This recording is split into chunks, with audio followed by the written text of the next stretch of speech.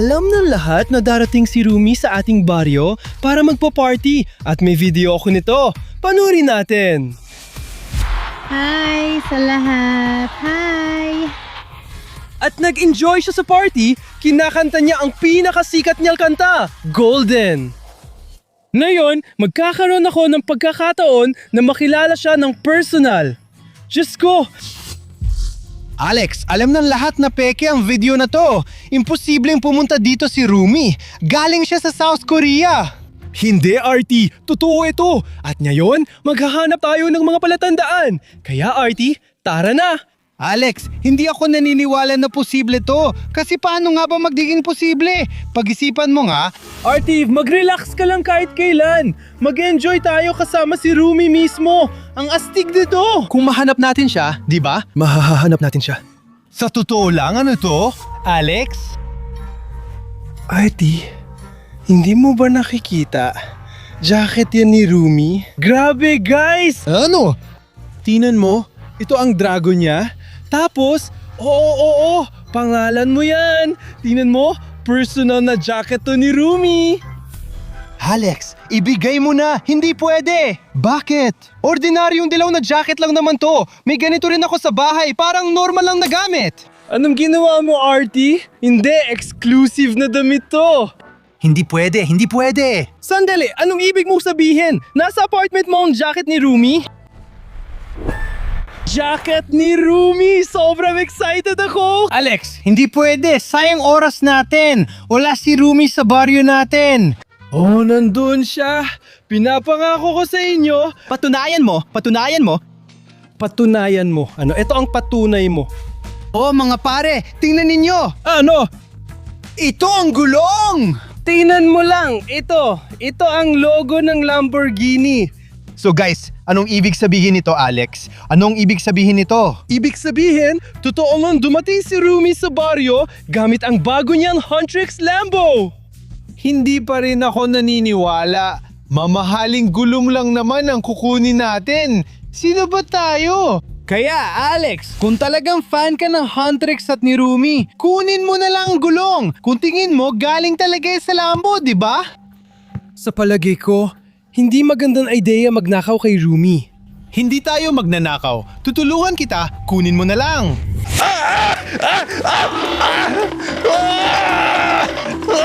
Artie, ang bigat nito! Alex, anong ginagawa mo dito? Naku, Artie, kunin mo na! Nalaman mong kay Rumi, ang gulong galing sa Lambo. Gawin mo lang trabaho mo. Sige, pero itong taong to, baliw siya. Naku po. At mabigat ito at sobrang lapad, siguradong galing ito sa napakamahal na kotse. Tara na! Tara na! Alex, nahanap mo na ang Huntrix ni Rumi. Gawin mo na lang ang trabaho mo. Ano to? Ito ba ang Lamborghini ni Rumi? Tignan mo. Kunumba? Talaga? Grabe! Tignan mo. Ito to, nasa ibabaw ito ng hood. Oo, diyan mismo. Ito ang nilalang. Hindi ito kay Rumi, kundi sa lalaking ito. Naalala mo ba ang pangalan niya? Hindi ko maalala. Ano bang sinasabi mo? Hindi nga ito ang Lambo. Ano bang sinasabi ninyo mga pare? Wala man lang emblem o kahit ano. Tingnan ninyo ang mga gulong. Iba sila. At saka, Alex, halika dito. Halika dito. Oh, parang sobrang magkaiba. Ito mga pare, ano bang nangyayari? Artie, panira ka talaga ng trip? Hindi, ito ang kotse ni Rumi. Kotse ng K-pop demon, Hunter. Tingnan mo lang ang mga kulay, sobrang purple at may mga itim na guhit pa. Hindi ko alam kung bakit, pero hindi naman mahalaga. Dahil tingnan mo, ito ay 100% kotse ni Rumi, Lamborghini. Nagtitripping ka? Walang ganitong Lambo. Imposible. Seryoso. Oh, Rumi. Lahat ay K-pop.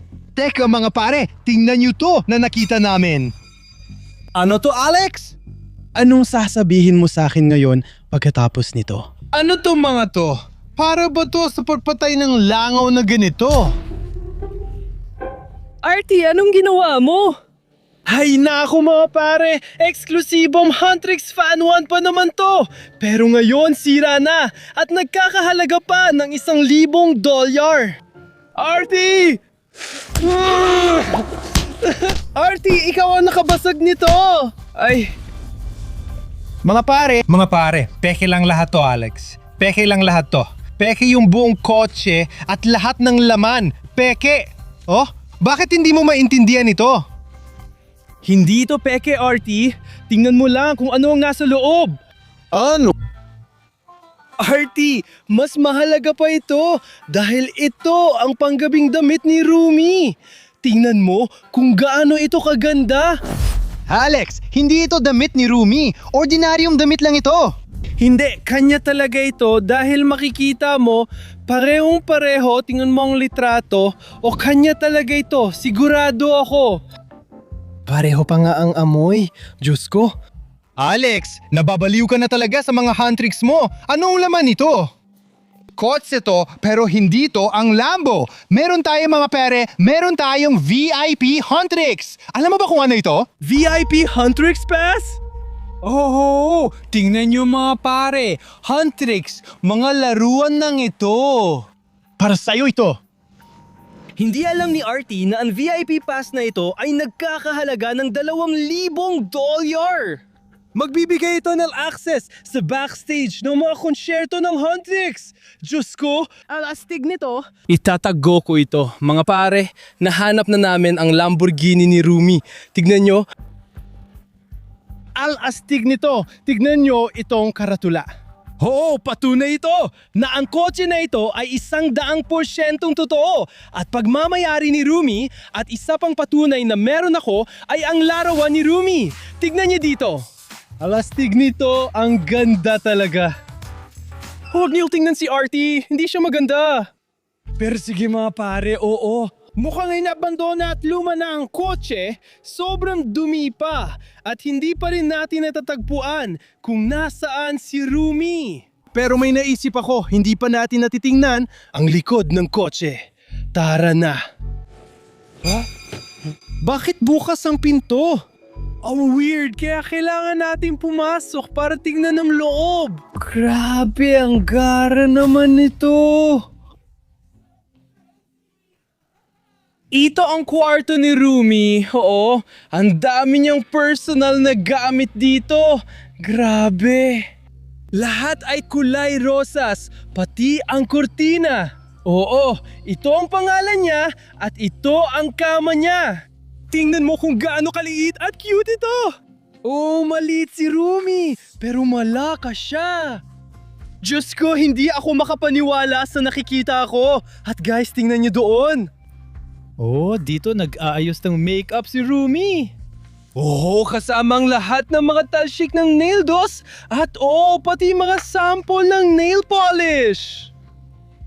Wow, ang astig! Ang daming magaganda at mamahaling produkto dahil sina Rumi at Huntrix. Sila ay sobrang yaman. Tingnan mo kung gaano ka-cute ang maliit na kuneho na ito at ang pusang ito.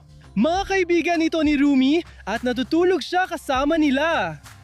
Grabe, gusto ko rin matulog kasama si Rumi. Balang araw? Ano yun? Ito ang mikropuno niya.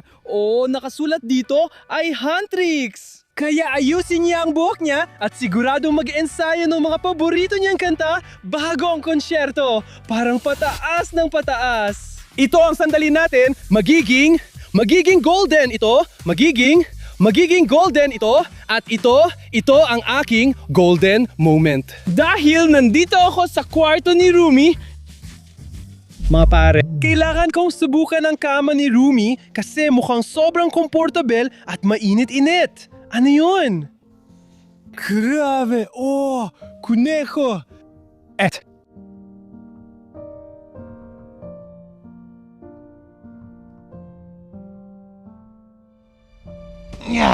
Alex, anong ginagawa mo dito? Wala akong pakialam sa mga gamit mo kasi mas marami akong nahanap ng mga pahiwatig. Tingnan mo kung anong nahanap ko. Mga pare, ito ay dashcam at parang isang uri ng stick. Alam ko kung ano stick na to. Ito yung light stick ng mga lalaki. May kinalaman ba ang mga demonyo dito?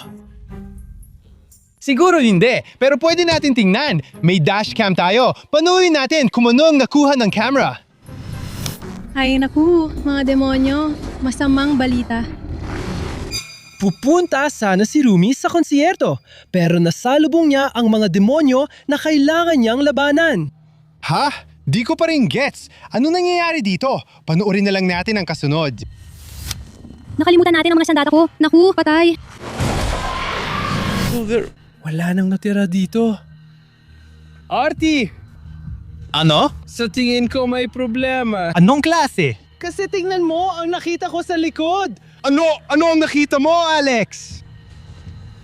Kung kailangan ni Rumi na lumaban sa mga demonyo, wala siyang panlaban. Ha? Ano ang sinasabi mo?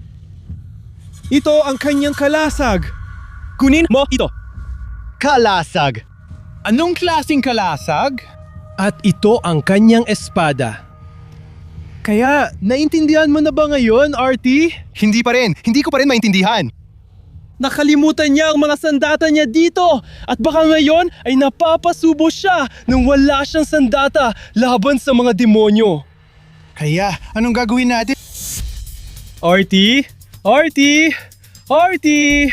Kaya, ang tanging opsyon natin na yon ay pumunta sa direksyong iyon at subukang hanapin si Rumi at ibigay sa kanya ang sandatang ito. Paano natin gagawin yon?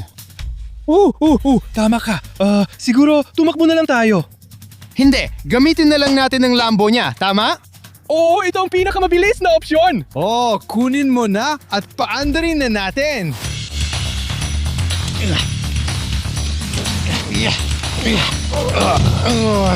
Kakaibang kotse. Kung nasa Lambo ka, paano natin papaandarin? Wala tayong susi pare. Artie, Lamborghini to, kaya dapat meron, ewan ko, parang button siguro. Oh, may button tayo. Pero sa tingin nyo ba mapapaandar natin to gamit nito? Gumagana ang Lambo! Sige guys, tara na! Tara na? Sandali, paparating na kami!